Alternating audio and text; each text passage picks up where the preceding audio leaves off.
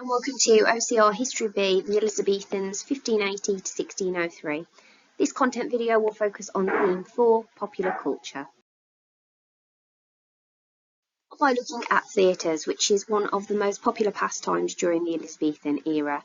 So before Elizabeth's reign, religious plays were performed during festivals such as Greek and Roman dramas, which were performed at universities. And at the start of the period, people enjoyed what were known as miracle plays. These were linked with Catholicism, so it's obvious why these don't hang around for long.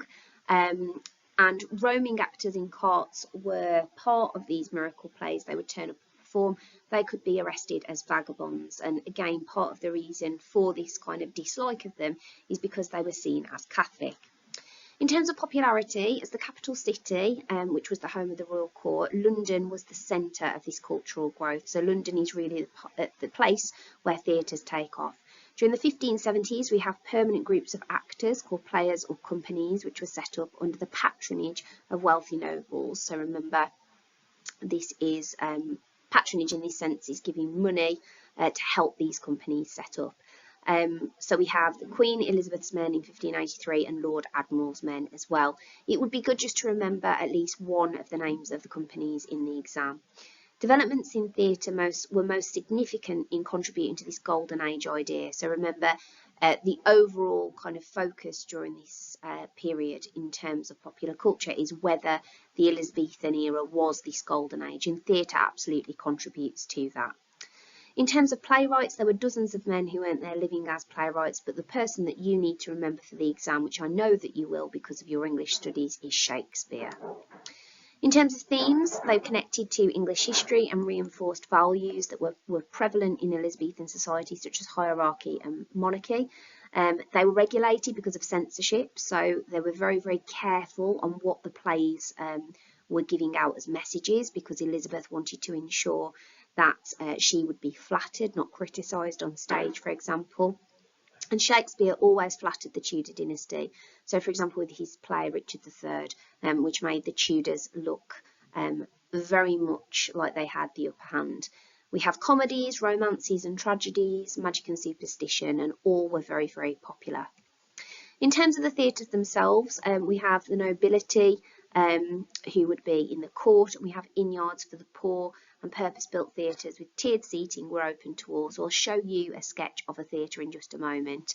Elizabeth I never actually attended the theatre externally, but she had lots of private companies who attended the royal court to perform, which shows her love and respect of the theatre. In terms of names of theatres that you could reference in the exam, nice and easy, the first theatre that was built was unimaginatively named The Theatre, so that would be a good one to reference. And also, the one you're probably most familiar with is the Globe, which was the home of Shakespeare's plays, opened in 1599.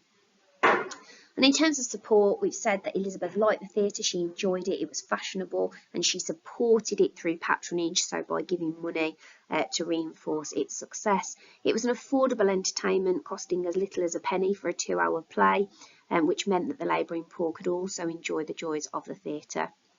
The theatre was a good place to socialise, and 1/3 of people in Elizabethan England attended at least once a month, really reinforcing its popularity. So here you can see the structure of the Elizabethan theatre. So we're going to just go through the different components quite quickly.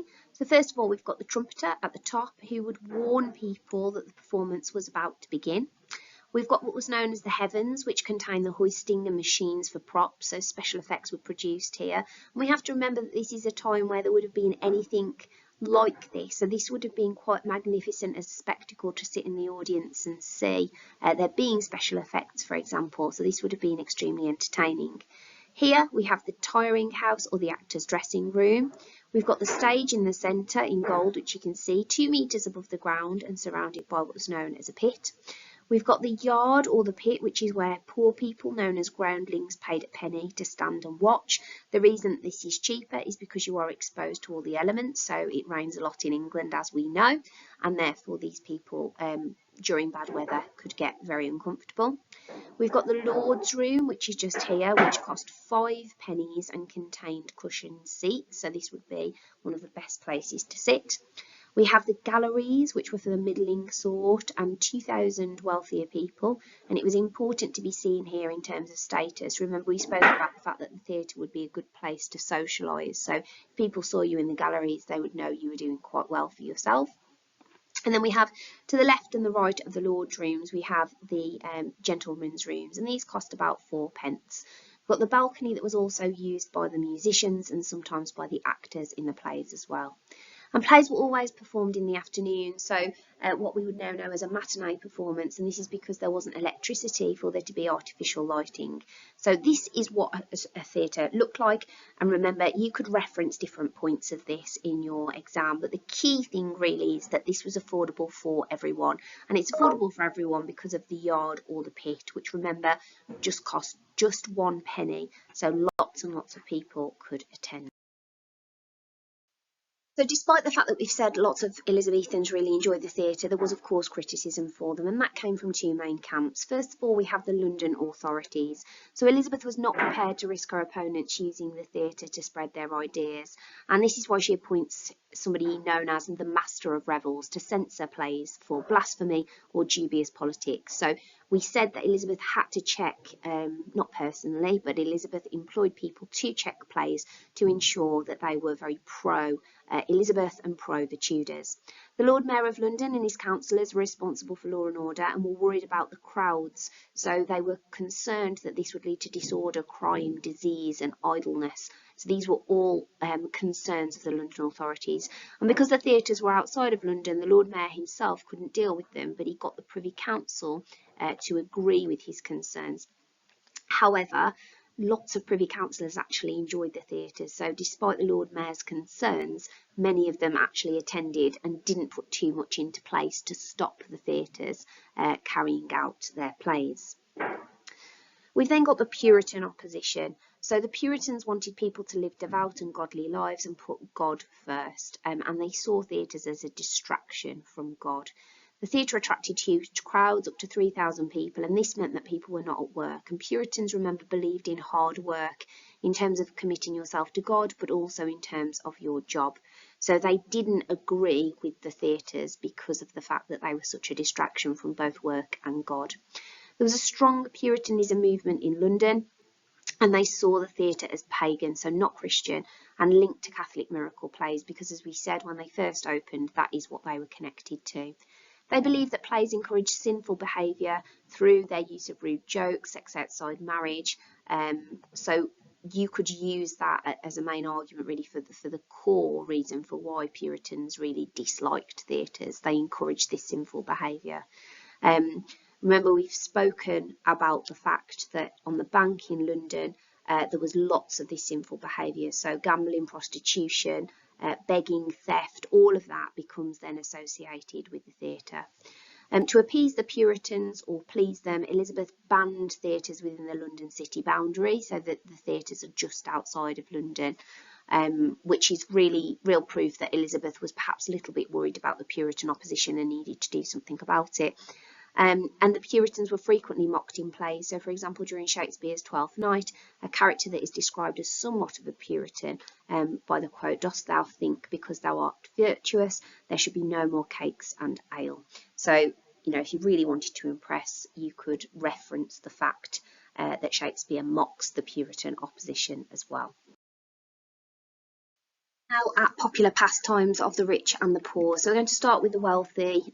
So for the wealthy at court, there were banquets and feasts, there were masquerade balls and tournaments, competitions of sword fighting, wrestling or jousting to enjoy almost every day of the week. So remember, the court is the place that moves with Elizabeth. This is where lots of the gentry would have been, and these are the kinds of things that they would have enjoyed indulging in. Queen Elizabeth herself enjoyed bear and bull baiting, so blood sports that you could reference in the exam. Hawking, bowls, fencing and archery were also all popular. And in terms of the nobility, the printing press was really in its kind of still not massively established, but it was spreading more and more pamphlets, and this increased the level of education, and intellectual pursuits were popular, such as reading the classics, studying music, debating theology and writing poetry. So the printing press has allowed the gentry in particular to have access to more of this intellectual material. We then have the poor or the middling sort, so inns and taverns, which are now known as pubs, were an important part of everyday social ritual, so drinking, singing, gambling, cards, skittles, animal fighting and plays, so things really that the Puritans wouldn't have been pleased that people were engaging in. There were also fairs and religious ceremony. Dog fights and cockfighting were common pastimes, and people often gambled on the outcome. And then we have physical games such as wrestling and stick fighting, and an early form of football was also played. So all of these could be referenced in terms of a question on popular pastimes. And finally, we've got popular pastimes of both the rich and the poor. So both would watch animals fight, so blood sports again. Both would gamble at cards, dice games, backgammon or draughts, which was popular among men of all social groups. It was considered inappropriate for women to gamble, although that didn't stop Elizabeth, who loved gambling at cards. And dancing was also very popular. So the rich enjoyed formal dances like the galliard at court, and the poor enjoyed jigs, which were fast-paced dances in more informal settings. In terms of customs during the Elizabethan time, we've got rural culture first of all. So 85% of people lived in the countryside. Despite the rise of culture in London, people in rural areas lived much as they had done for decades previously. So there isn't much change really in the countryside. Many people never left the village that they had been born to. And people worked really hard here, so they relished any chance they got for celebration. So the celebrations we have today, such as Christmas and Easter, would have been even more significant to these people because it really would have been one of the only times that they would have been allowed to relax and enjoy themselves. In terms of farming calendar, it has a big impact on festivities. So lords of the manor would sometimes hold feasts at harvest time, and there was usually a celebration on Plough Monday, just after Christmas when the ploughing began. So again, something that people would look forward to. And a big event in the year was May Day, which was celebrated with dancing, fairs or markets, and the selection of a village girl to be the Queen of the May. We have entertainment, so no theatres, but travelling entertainers would visit villages. So remember, we've spoken about the theatres being just on the outskirts of London. Obviously, lots of places in England wouldn't have had access to that. So we have travelling entertainers instead. And they would visit especially during calendared holidays. They would perform plays, sing songs, perform acrobatics and tell stories. And we also had mummers plays, which were simple plays or mimes on popular themes such as two men competing for the same woman, folk tales such as Robin Hood, and religious stories such as St George and the Dragon. So you could reference what people outside of London did for entertainment as well. And then finally, we have belief as a core element to Elizabethan culture. So religion was very, very important. Church and the priest were central to people's daily lives, and everybody had to attend church once a week, Protestant church once a week, remember, due to Elizabeth's religious settlement and the Act of Uniformity. It was the law. Superstitions against bad luck were about upsetting the devil, for example, bless you and salt spilling. Everything is finely balanced between good and evil, and the smallest action could have consequences.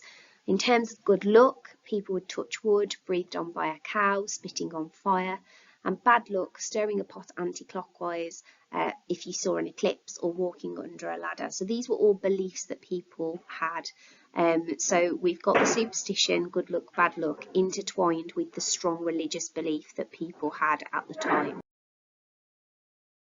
Really reinforce why the Puritans opposed these pastimes as well as opposing the theatre. It's the same kind of idea, so we'll go over this quite quickly. But in terms of for why, remember we said before they wanted people to live godly lives, to go to heaven for their own good, and to make sure they lived as purely as possible. They wanted to protect the Sabbath, which was the Lord's day, which should be used for rest and prayer, not drinking and dancing. Remember, your focus should be on God during the Sabbath or a Sunday for Christians. Keeping control, so festivals encouraged unruly, sinful and immoral behaviour such as sex outside marriage in the eyes of the Puritans, and this isn't something that they could condone. They also wanted to stop any Catholic and pagan practices which they saw embedded in some of the popular culture of the Elizabethan era. In terms of the impact, the decline in these pastimes was accelerated by the rise in Puritanism, so people believing that they should be more focused on God. They condemned them in preaching pamphlets. Remember, we spoke about the printing press being in force at this time, so they were often condemned during in pamphlets that lots of people would have been able to read if they were literate. And finally, we had some JPs, Justice of the Peace, remember, who were Puritan, and as a result of this, they helped to have some control over the law, which meant that sometimes Puritans could have a real impact on the way that pastimes took place during the Elizabethan era. We have witchcraft, and we're going to have a look at what witchcraft actually was and why accusations increased. So first of all, a belief in magic was very common amongst the Elizabethans, and it was seen as useful. So for example, curing illnesses or recovering stolen goods. These were obviously positive things, and women that were seen to have used magic for these purposes were known as wise women. However, during Elizabeth's reign, lots of people became increasingly fearful that magic could be used to harm people or property.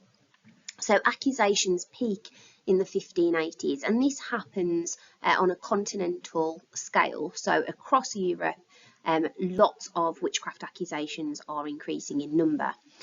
And this was a fear that was justified by the government through a law passed in 1563, which made witchcraft a criminal offence.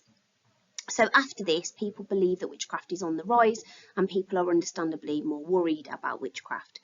Accusations could be made by anyone for an array of reasons, so quite often it tended to be women who were older, who were isolated. We know that they looked for witches' marks, for example. All of these things contributed to women being blamed for being a witch. Obviously, we can't overlook the fact that society was patriarchal and quite often misogynistic. So this feeds into the reason why it was women that were targeted for being witches. So in terms of why did accusations increase? First of all, poverty was on the rise, and this leads to lots of tension in villages because people can't afford food, etc. This leads to conflict. It leads to people wanting somebody to blame.